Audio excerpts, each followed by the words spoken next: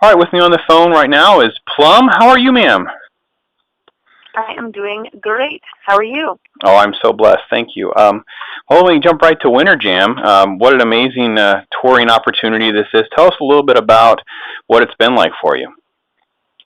It has been like Disney World. I mean, it's just fun everywhere you go. The buses are nice, and catering is yummy, and everyone's friendly, and the show is fun, and to perform is exciting, and to be in front of that many people is just humbling. But then to sit on the side of the stage and get to watch some artists that you really enjoy watching night after night. I sit on the edge of the stage almost every night. Not the edge of the stage, I mean off stage to the side. And it's certainly not because I have to. I enjoy watching 10th Avenue North every night. They just, or Christian Stanfield was last night. He came in and it had been David Crowder, and now it's Christian, and with Passion and everybody, and just you sit there and you're just honored to be a part of something that you're a fellow colleague, if you will, but you're also a fan, and you have a huge respect for what's going on. And so I have to say it's just a blast. I've told people before that this is not always the most glamorous life, and that is true. It is not. And so I wouldn't say it's glamorous as much as it truly is fun. And it's kind of like a slumber party that doesn't end, because then you get on the bus with people that you love, and you're still staying up talking and, eating snacks before bed, and then you get in your bunk, and then, of course, they're like, right underneath your bunk is my friend Stephanie, and I can, still peek at her and say, hi, Steph. It's just it's a really great time. It's a great opportunity. It's a great family of people, and there's no competition, and there's such diversity that everybody's so different and appreciates each other, and it's just been neat to see everyone be very supportive. I think that I'm sorry, go ahead. No. It's just a really unified thing. What were you going to say?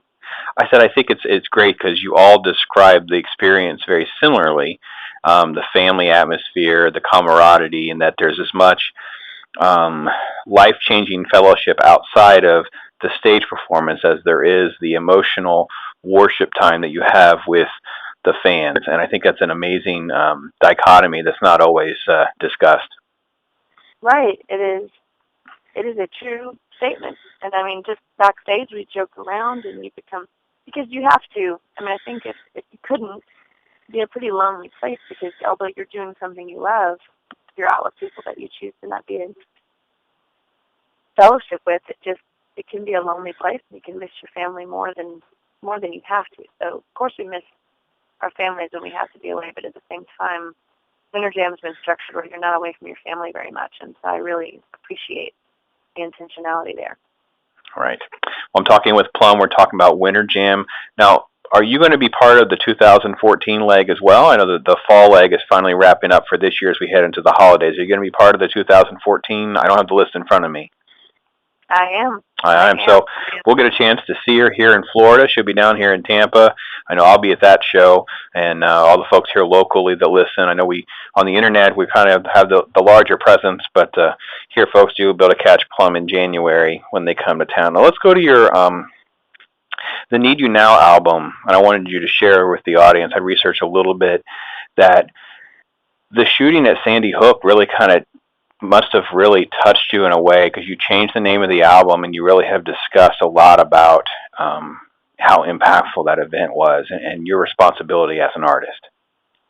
Well, I was in Berlin when that happened, and I was over there singing with Paul Van Dyke, an artist I've collaborated with, and I was doing a performance with him.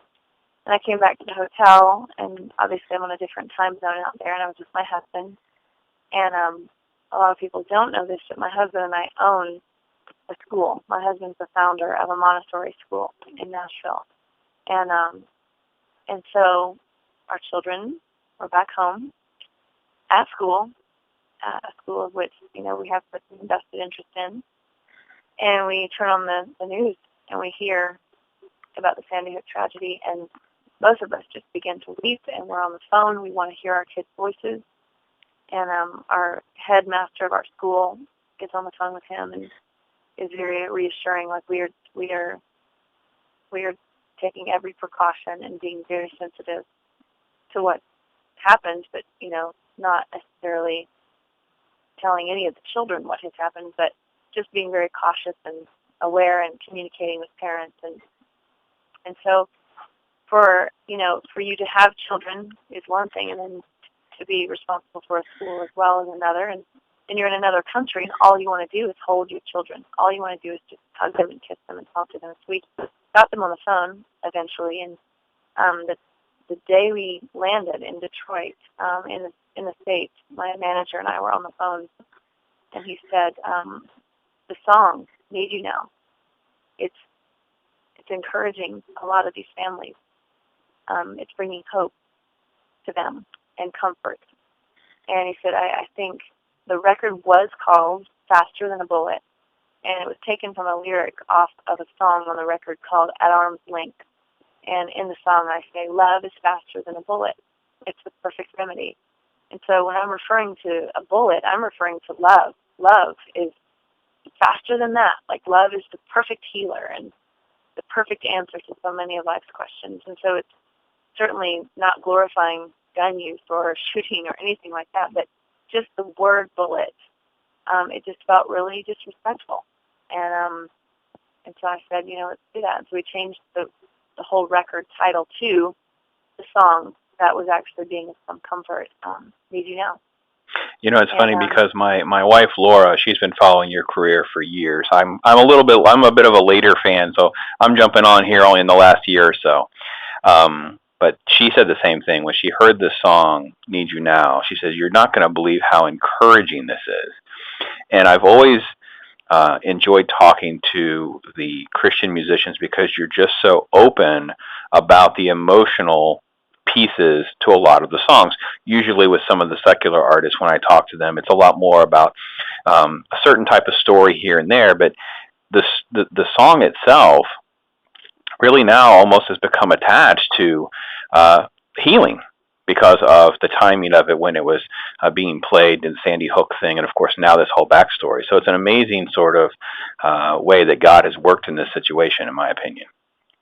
Right. Oh, yeah, absolutely. So I feel like it was a really good call. I still love that phrase from that song. So we talked about maybe even just having a shirt made that says love is faster than a bullet. Instead of just faster than a bullet, but just having a T-shirt that says that, because how quick, like just being loving, like in life in general, sometimes what the right or wrong thing to do is sometimes not very black and white. It's not always very clear, like what is the right thing to do right now.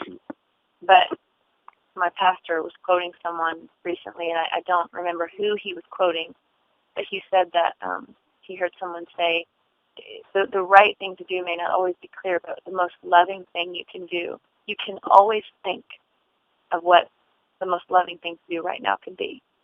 And so often when we're in that place of whatever has brought us to whatever place we're at, and we're saying, what do I do? What do I do? What's the most loving thing you could do right now? Ask yourself that. And it's just amazing how love can heal. When you're giving love, when you receive love, when you're attempting to love, it's just, love is a big deal. And it's a term that of endearment that gets a little bit overused sometimes. And at the same time, what it truly means is it's the only real direct, clear command that we were given. That it's not foggy, it's not fuzzy, it's not, political. It's not, there's no gray when God says, love as I have loved. Love each other the way that you want to be loved. And because I'm loved, I am loved, so love each other. And we don't do that well a lot of the time. And so, anyway, I hope that answered your question. Oh, absolutely. And it leads me right to where I wanted to go, because you really have been very transparent about how therapeutic making music is, writing music and performing music and doing that. Because you talk about, I read one of your interviews where you talked about, when I wasn't doing this, I fall into chaos. And I found that very amazing because I think sometimes that's, when we follow what God has called us to do, how organized and smooth our lives can be. And when we drift away from that at all, chaos was the perfect word for it. So speak to how therapeutic it is for you. How did you come to that realization almost? It took a while, and it took a lot of bumps and bruises and hurt and frustration to kind of see what was true. And I am wired in a way that my strengths are communication and performing and poetry and songwriting and singing, and I love all of that. I enjoy all of that. And so I think sometimes when we think about things that we love to do and we really enjoy, there's this sense of, like, well, surely I'm supposed to be, wrapped up in things I don't love too. And there are things you're going to have to do that you don't always love. But when you kind of abandon your passion, the things that bring you joy, and for some people it's not as elaborate as, touring. It could be something like sewing. It could be reading. It could be gardening. I mean, there's a lot of things that it could be that it just really brings you contentment. You're wired that way for a reason, and figuring out what that is and why is probably one of the more important questions you'll ever answer. But when you don't fulfill that side of your brain, when you don't kind of give in to that, the way that you were created to be, I think that you go a little nuts. At least I do. And so I get caught up in being mom and being wife and making sure this is this and this is that, and doing about.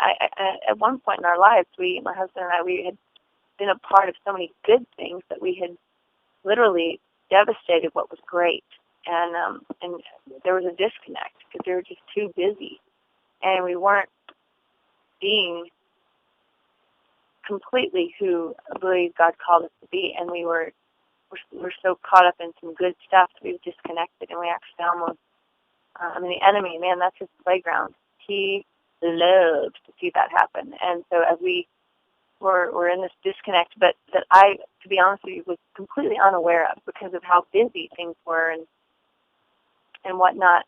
That disconnect wasn't even really on my radar. It was more like, oh, we're just busy right now. We'll slow down in a few months.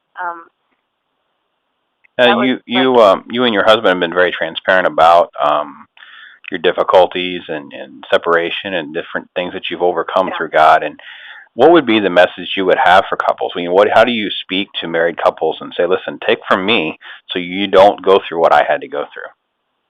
Oh, man, I say slow down. That, like what I just said, good is the enemy of great, and that Christian marriage and family therapy is not for crazy people. It's the crazy people that swear they will never go. And you have to be willing to prevent. Sometimes it's just preventative. It doesn't mean that you're about to get a divorce if you go to a counselor. Sometimes it's just good to stay accountable to someone who's objective and can be neutral, and they can kind of sit back and say, okay, I can see a train coming here. Neither one of you see it, but I can see a train coming. And so a Christian marriage and family therapist in your life is so, so valuable. And community is my other thing, that you allow yourself to be known by. That you don't have just a few friends that are yes people, but that you have a community of people that love your marriage. They don't just love you. And in that community, if you have a friend that is completely happy to sit and listen to you vent about your husband or vent about your wife, they're not being a good friend. Because I think while they may be attempting to be and thinking that they are, ultimately they're allowing you to disconnect from your spouse more. And so one of my best friends was excellent in being able to stop those conversations from happening and saying, you guys need to talk to a counselor about that. You guys need to talk to each other about that. Well, what does Jeremy say when you say that? Have you told Jeremy you feel that way? And just kind of keeping it like where she could listen and she could pray and she could love on me, but she never sided with me.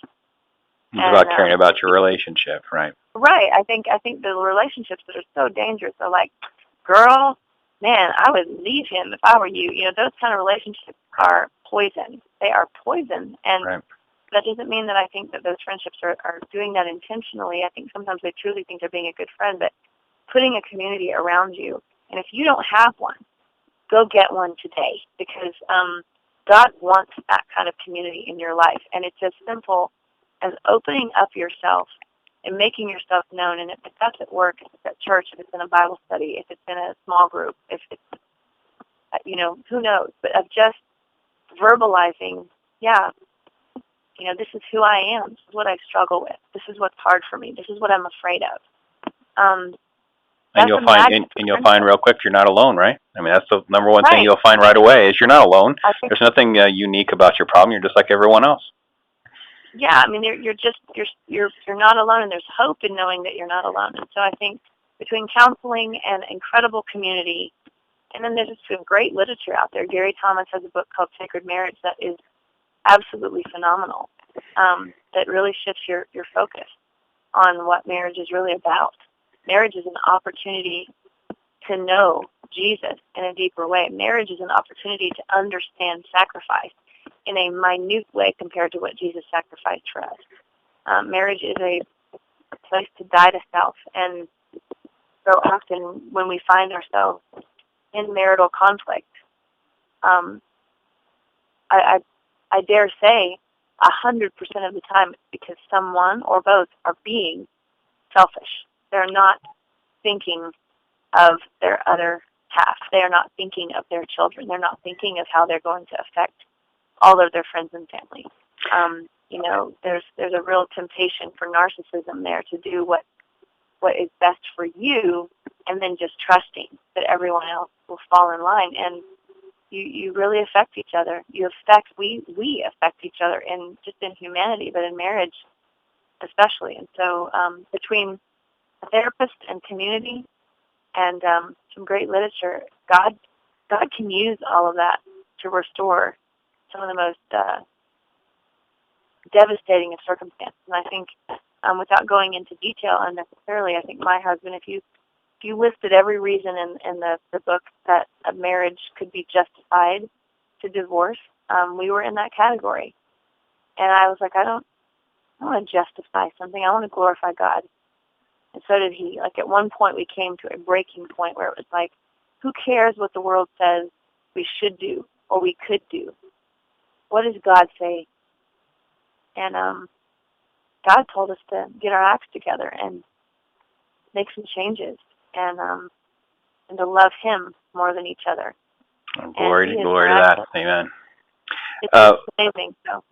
Let me ask one last thing. I know we're up against the clock here.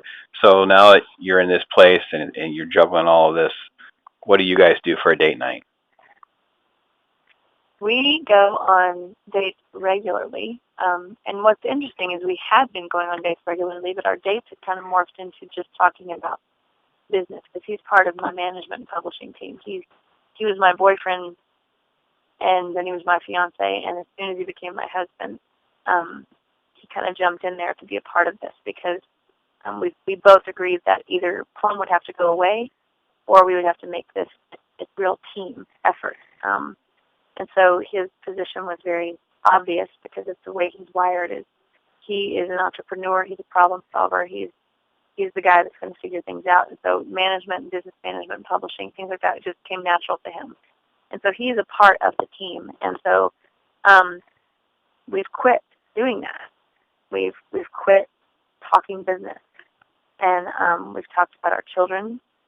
We've tried to be intentional about asking questions, and it doesn't always mean that it's a fancy dinner or anything like that. Our date nights often are really simple. They're just doing something that we both love, and so we may go try a new food somewhere and then see a movie we've both been wanting to see. Sometimes it's just we've really been wanting to renovate the bathroom, and so we don't have to take the kids to Home Depot, and we can go together and look at tile, and we can look at different things that are of interest to both of us, and it not be a date night that's geared around, well, this is what I need to do, so let's do that on our date night, or what you need to do. So just really kind of being intentional about not talking business and doing something we both enjoy. And again, not putting a price tag on it. It doesn't have to be anything you spend a lot of money on. It just needs to be real quality time together. And it's amazing how the next morning when you wake up, you just feel like, I feel so much more connected to you than I did yesterday morning. And I didn't realize that we really needed last night. We really needed that. And so, and I know I hear a lot of couples say, well, we can't afford a babysitter and we can't. Again, community. Your marriage is more important than those pennies. And so sometimes you might have to sacrifice a little bit of the grocery budget or a little bit of this budget to set aside some money for a sitter. Or, again, making yourself known as like, hey, my husband and I really need a date night. Would you be willing to watch the kids? We can't really afford a sitter, but it would be. And there are people that are dying to share life with other people. There are people that love to be needed, that they want to bless you, they want to serve you, and to know that who cares if you can't pay me to babysit? Of course I'll watch your kids for a few hours while you go and do something that's that important. And again, that's just making yourself known. And so there's, if you don't have family close by that obviously will do it for free, you might have some friends that truly would do it for free, or you might be surprised if you really prioritize your budget. You might be able to make space for $30 right here to be able to go somewhere for 2 or 3 hours and do that. It's well invested money. It's incredibly invested money if you have to spend it on that. And amen. so I won't take no for an answer when people say we just don't have any family, we don't have close friends, and we just don't have the budget. And I would say to them, then that is your fault. You are making a choice for it to be that way. And that might be a little harsh to hear, but that is true. And so it's not your fault that your family is not close by. That's not what I mean. But if you're not opening yourself up to friendships and you're not looking at your finances from a perspective of putting your marriage in the priority that it needs to be, but again, it doesn't always have to be about money. It can be, just that opening up of like, it's really important for us to have a date. Yep, just time together, right? Yep. Time together, yeah. Awesome. Well, great. Thank you so much. Great words of wisdom and just pouring out her heart and soul and emotions and everything I think she does and says, and just a great conversation. I appreciate so much of your time. I look forward to seeing you in January live, and best wishes and safe travels. Happy holidays, and God bless. You too. Thank you so much. All right. Thanks again.